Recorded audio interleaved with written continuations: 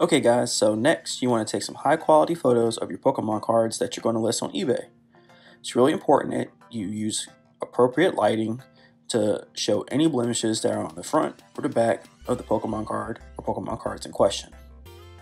I would highly recommend a black surface, maybe the back of a playmat or a plain piece of black construction paper. It really will highlight the blemishes on the back of the card, such as whiting on edges, just in case someone decides they want to get it graded. So the first thing you want to do is take your phone and open up your camera app, and you're going to want to zoom in.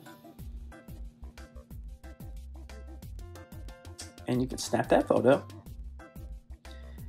And you want to try to angle so you catch any types of blemishes that exist on the front of the card, which we do have a few. Even if you angle it a little bit different, you can still catch a few other ones. In this case, this Mewtwo EX is very clean on the front. Next thing you want to do is flip it on the back.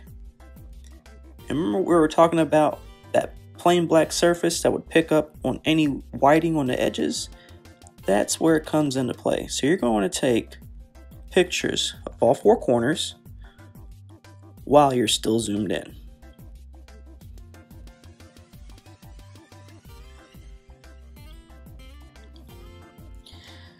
You can kind of get an angle so they can see the bottom edge, and then you can get another angle where they see the top.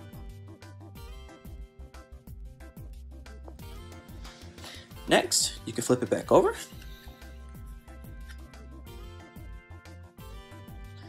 And you can do the same. And if you take more than 12 photos, it's okay. You can pick and choose which ones you want to keep and which ones you do want to display on your listing. And that is how you take high quality photos of your Pokemon cards.